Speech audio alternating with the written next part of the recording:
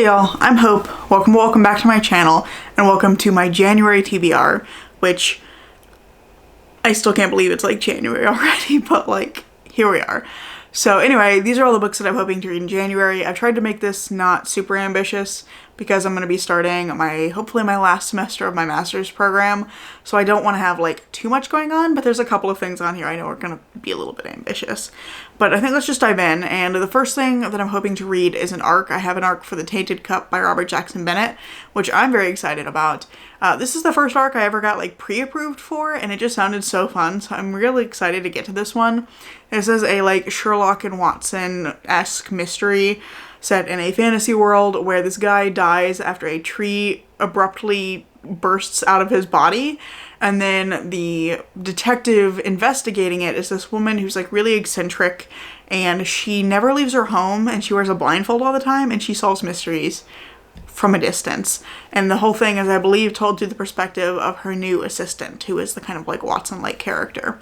So it sounds like super fun and right up my alley. I'm so excited to try this one, and I want to go ahead and get it read because I think it comes out in either very late January or early February. I don't remember the date, but I'll put it on the screen somewhere. So that is the one arc I want to try and get to in January. After that, I want to try and get to some of my like pre-order new release stuff every month. And for January, I just have one of those. So I want to try and get to The Mysterious Case of the Alberton Angels by Janice Hallett as soon as it gets here. I think it comes out in like mid-January, so probably I'll be reading that in the latter half of the month. But this is another murder mystery. Actually, is it a murder mystery? I think it's not. It's a cult. There's like a mystery surrounding a cult. But it's about a true crime writer who is trying to like find this missing person. I say missing, it's just somebody who's kind of like disappeared from the public eye, and she's trying to find this person to interview him because he was involved with this cult as a baby, because his mother was involved with the cult, and she's trying to find this guy so she can interview him and kind of like revamp her career, but she ends up having to work with a rival writer who is also trying to find this kid, but they're working together and finding out all of the like dark twists that this cult has been hiding. So I'm really interested to see where this is going to go. I've really liked some of Janice Hallett's other work, and I love a mixed media mystery, so I think this is going to be really fun. The next thing I want to try and prioritize is that I'm going to be participating in BookTube Spin for January to March. So there were 2 books for that, and I'm just going to try and read one of them. One of the 2 was a Janice Hallett book, so I actually want to not read that one in January because I don't think I'm going to enjoy reading her stuff as much as if I'm reading like a bunch of it at once. So one of them was the Twyford Code. I'm going to leave that for like February or March. So the BookTube Spin book I want to try and get to is Finley Donovan is Killing It. So BookTube Spin this time really told me like get your shit together because it picked 2 books I had already started, which I think were the only 2 on the entire 20 book list that I had already started.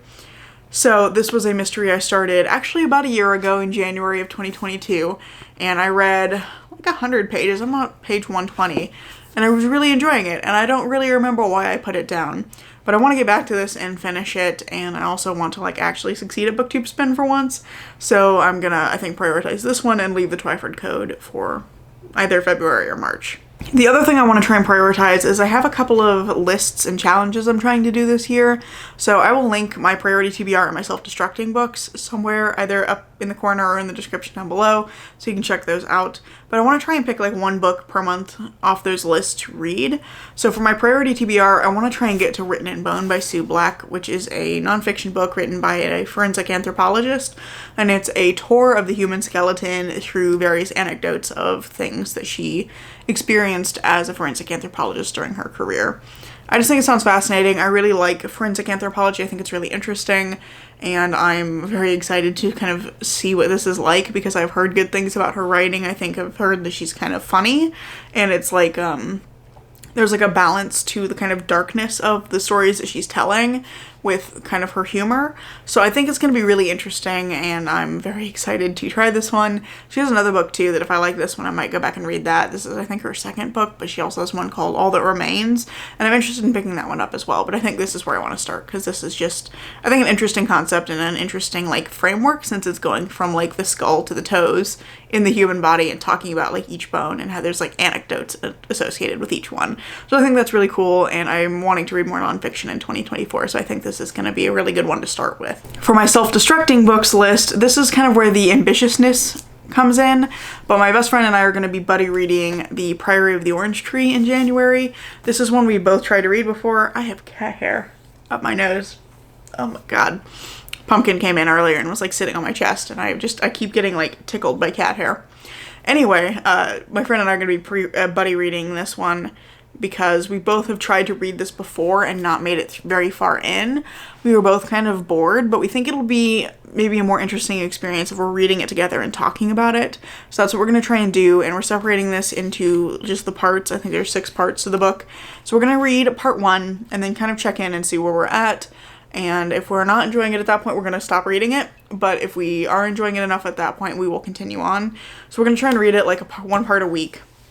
So I probably won't finish this in January, but I'll at least get through the first few parts in January.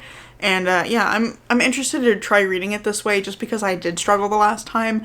But I really don't want to be defeated by this book, and I really do want to try it and like give it a more fair shot, get further in than I did the last time, because I feel like I didn't get far enough in to really come to any conclusion about the book the first time. So I'm interested to see how I feel about this going through it as a buddy read as opposed to like trying to read it on my own. I think this may be a better experience for me. And then the last couple of things that I have to read are both library books that I just need to read to turn them back in.